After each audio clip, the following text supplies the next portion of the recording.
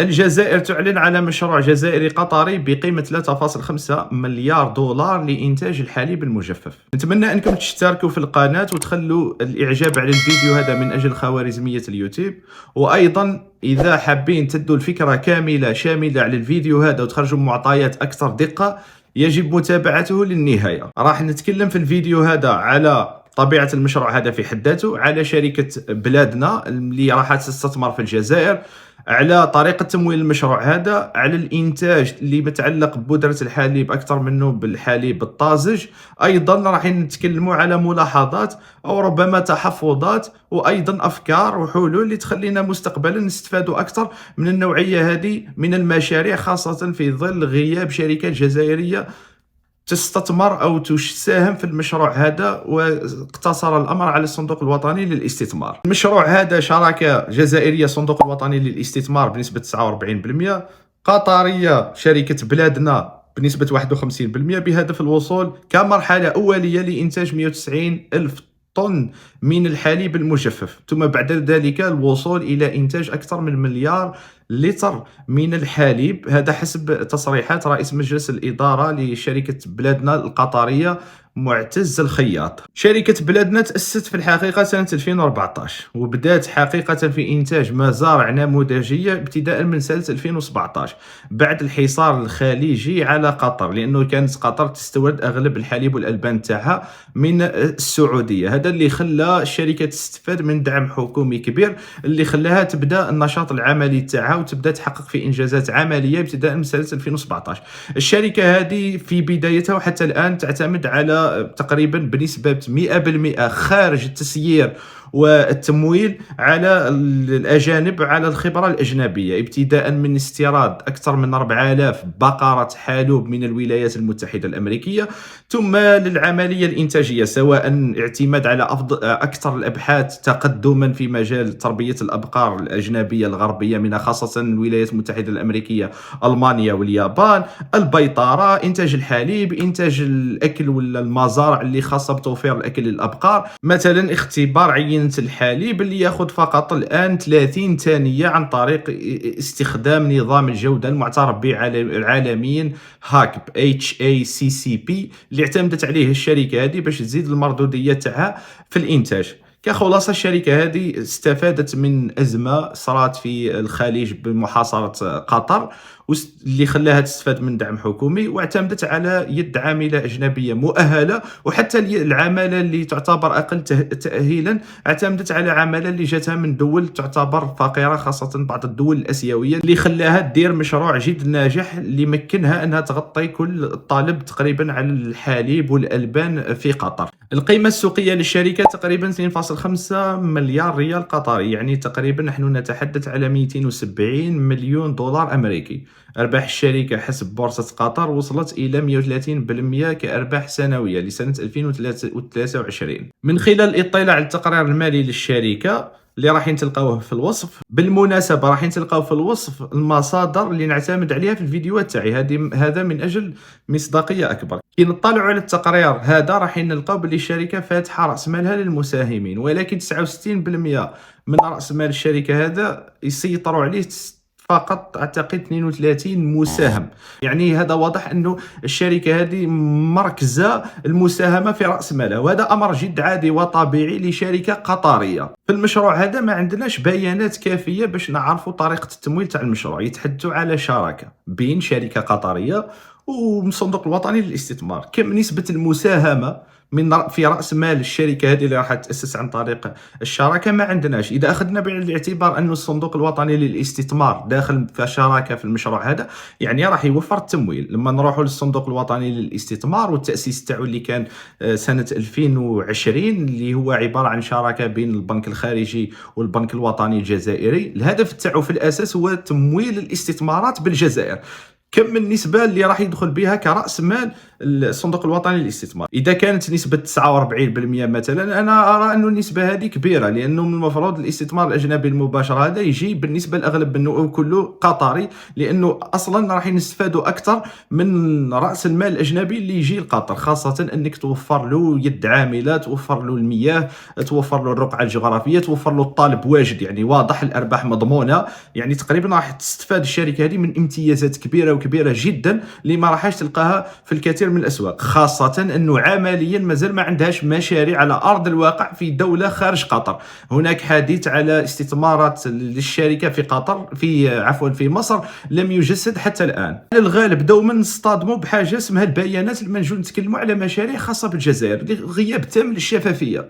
نستفادوا على الأقل من الشركة هذه القطرية، تروحوا لبورصة قطر تلقاو كل بياناتها، تروحوا الموقع الرسمي تاعها تلقاو التقارير اللي ملزمة قانونا أصلا أنها تصدرها، اللي يخلي شفافية كبيرة في الشركة هذه، بالرغم أنه فقط 31% من رأس مالها مساهمين، يعني ليسوا كبار، يعني تقريبا نعتبرهم ديزان دي يعني أفراد، ومع هذا فاتحة رأس مالها وفاتحة البيانات تاعها للبابليك. في الجزائر مثلا لما يوزعوا السكنات كما راكم تشوفوا تلقاوهم يحطوا المستفيدين من السكنات الاجتماعيه هذه للعلن. هذا امر عنده ايجابيات وعنده ثاني شويه سلبيات، لانه راح تقريبا نشروا اسماء ناس وصورهم اللي استفادوا من اعانه حكوميه على الغالب، ربما احراج الناس هذو. يستفاد من سكن تاع 500 مليون سنتيم نحطوه في البلديه، كيفاش مشاريع تاع ملايير الدولارات ما نعرفوش اصلا البيانات تاعها هذه الدقيقه. وصارت مثلا شركه جيزي دخل ب 14 مليون دولار، خرج ب 3 مليار دولار.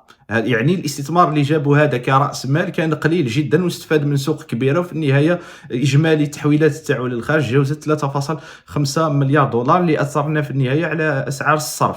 عندنا أيضا توصايل يعتقد في وهران لإنتاج الحديد، نفس الشيء ماناش عارفين طريقة التمويل. حتى مصنع بلارة اللي هو شراكة جزائرية قطرية واللي نعتبروه مشروع ناجح حتى الآن، وهذا اللي يزيد يمد لنا معطيات أنه راح ينجح المشروع هذا أيضا تاع الحليب المجفف كشراكة جزائرية قطرية. أيضا ما عندناش بيانات على حجم الاموال اللي دخلت كاستثمارات قطريه اجنبيه مباشره للجزائر، هل تم تمويل نسبه كبيره منه جزائريه ام قطريه؟ لذلك يا جماعه الشفافيه في البيانات راهي جدا مهمه لتخلق الثقه وتخلينا نستقطبوا استثمارات اجنبيه مباشره. نوع هذا من المشاريع يحتاج المراقبه، والمراقبه هذه كيفاش تكون؟ باعلان البيانات اللي يخلي اي جزائري في اي دوله مقيم في اي دوله في العالم يدخل الويب سايت يطالع ويمد رايه، ما كان حتى اشكال. ما كانش افضل من اننا نخدموا في شفافيه وتحت الاضواء، احسن من انه نخلوا الامور في يد اشخاص معينين فقط هم اللي عندهم الحقيقه المطلقه، يعني الابويه ان صح التعبير على الاقتصاد. من الجانب التقني مثلا المياه، من اجل انتاج 1 كيلوغرام من الحليب البودرة نحتاج إلى 8.5 لتر من الحليب الطازج، ومن أجل إنتاج 1 لتر من الحليب الطازج نحتاج بين 500 إلى 1000 لتر من المياه. هذا يعني نحتاج على الأقل 5000 لتر من المياه لإنتاج 1 كيلوغرام من الحليب الطازج. إذا أخذنا بعين الاعتبار تصريح رئيس مجلس الإدارة للشركة القطرية بإنتاج أولي تاع 190 ألف طن من الحليب البودرة، هذا يعني أننا سنحتاج إلى 950 مليون متر مكعب من المياه، ليشكل تقريبا 6% من المياه المتجددة في الجزائر المصرح بها. نخلي التعليق على الأرقام هذو للناس المختصين التقنيين في مجال الزراعة، المياه وما إلى ذلك. الجزائر لديها طالب كبير على حليب البودرة ببساطة لأنها ماشي محققة الاكتفاء الذاتي تاعها من الحليب الطازج. في قطر مثلا الشركة هذه تنتج 95% من منتجاتها تاع الحليب في الحقيقة حليب طازج، لذلك نستورد حليب البودرة لأنه لا يمكن استيراد الحليب الطازج. على الغالب النقل والتخزين يخلي الحليب هذا يفسد إن صح التعبير، لذلك نستوردوه كحليب بودرة.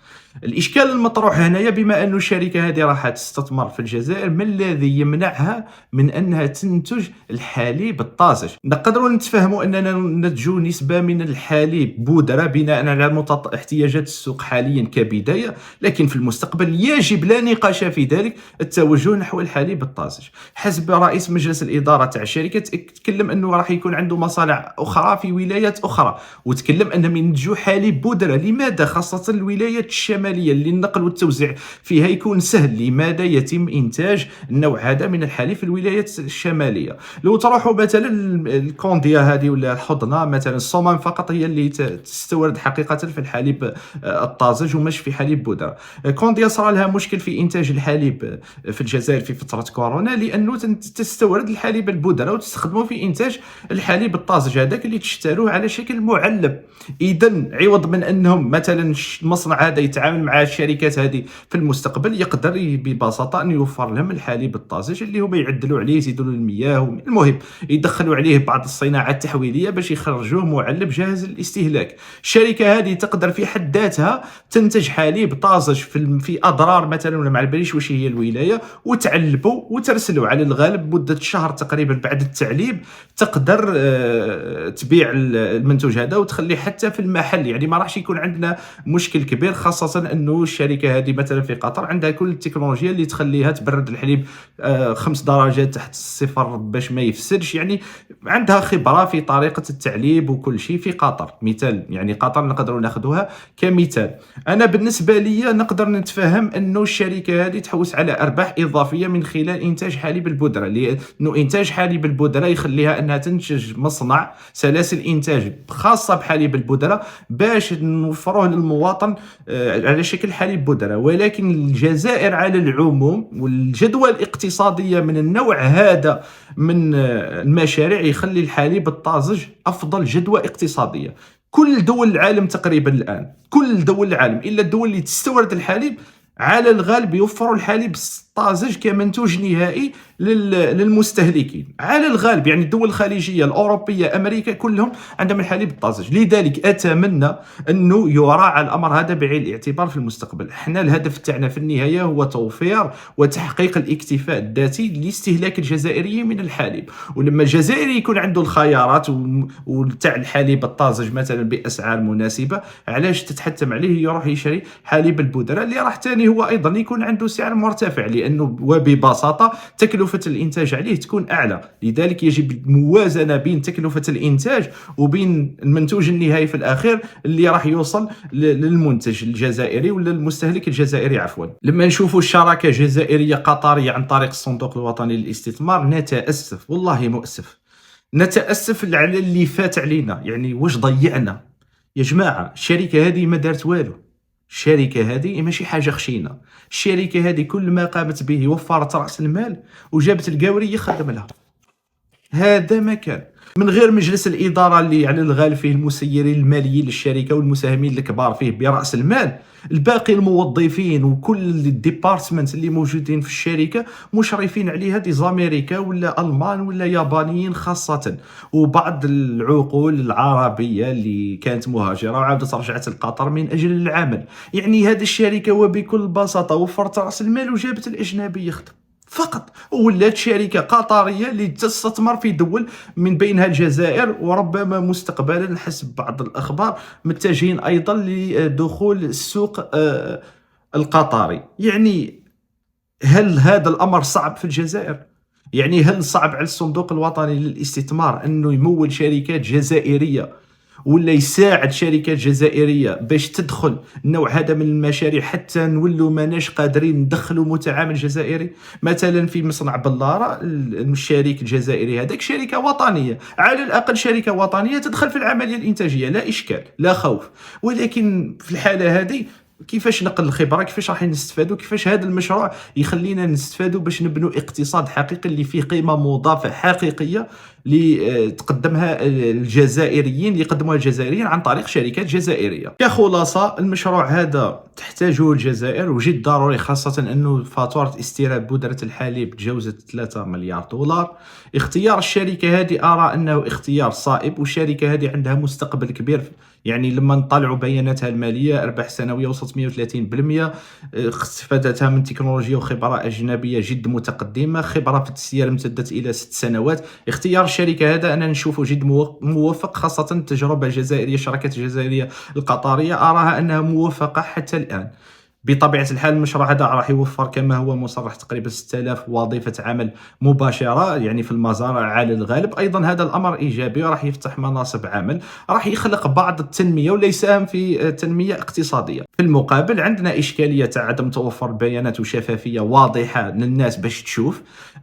ربما حتى الآن إنتاج حليب بودرة بالطريقة المصرح بها نشوفه مبالغ فيه جدا. أنا نقدر نتفهم أنه يمكن الانطلاق كانطلاق إنتاج الحليب البودرة بما أنه الطالب في السوق موجود. يا جماعة الطالب في السوق راهو ثروة في حد ذاته. قبل ما تنتج تروح لأي مشروع في أي دولة في العالم، أول حاجة تدرسها هي الطالب. الطالب يعتبر ثروة، يعني الأفراد اللي يستهلكوا بالنسبة لدولة يعتبر ثروة في حد ذاتهم. الطالب هذا تقدر الشركة هذه تحقق به أرباح كبيرة وكبيرة جدا عن طريق حليب البودرة، ولكن نقدروا نتفاهموا كبدايه وبنسبه قليله. اما الاساس من المفروض هو التوجه نحو انتاج الحليب الطازج، هذه لا نقاش فيها.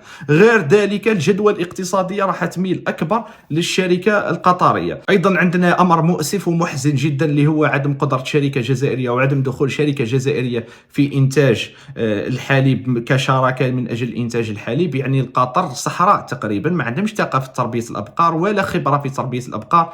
استفادوا مباشرة من الخبرة الأجنبية، حتى الأبقار استوردوهم وداروا شركة اللي بدات تستثمر أجنبيا. حنا من الاستقلال حتى اليوم ما عندناش شركة جزائرية اللي حقيقة تستثمر على الأقل في الجزائر، ولا على الأقل تدخل في شراكة مع شركات أجنبية، وهذا أمر مؤسف. وهذا أكبر دليل على العجز اللي وصلنا له الآن بعد أكثر من 60 سنة من الاستقلال. في النهاية نتمنى أنكم استفدتم من الفيديو هذا. أكيد راح يكون مباشر اللي نزيدوا نتفصلوا أكثر ونجاوبوا على الأسئلة اللي تخلوها في التعليقات، لأني نحاول كل أسبوع ندير مباشر نطرق فيه للفيديوهات اللي درتهم خلال الأسبوع باش نبسطوا الفكرة أكثر. وأيضا لما نقرأ التعليقات تاعكم نستفاد أنا أيضا وتتريو النقاش. ونتمنى أنه النقاش راهو مفتوح للإثراء في القناة هذه، يعني أي واحد يقدر يمد معلومة، خاصة للناس اللي راهم عندهم الجانب التقني هذاك اللي يغيب عليا أنايا كإنسان نتكلم أيضا أكثر على الجانب الاقتصادي بما أنه مجال اختصاصي. لذلك خليوا لي التعليقات اللي راح ناخذها بعين الاعتبار في الفيديو القادم اللي هو المباشر. أيضا ما تنسوش التفاعل مع الفيديو هذا أكيد، وأنكم تشتركوا في القناة باش توصلكم الفيديوهات القادمة. اللي مازال ما شافش الفيديو اللي تكلمت فيه على كيباش رومانيا والحل من أجل أسعار أضاحي أقل يعني في المستقبل، الفيديو امامكم. اللي مازال ما شاهدوش يضغطوا فقط على الفيديو باش تشاهدوه، وراح تستفادوا ايضا من معلومات كثيره حول الموضوع هذا. وايضا راح نطرقوا ليه في اللايف القادم. شكرا لكم ويعطيكم الصحه على الدعم وعلى التفاعل.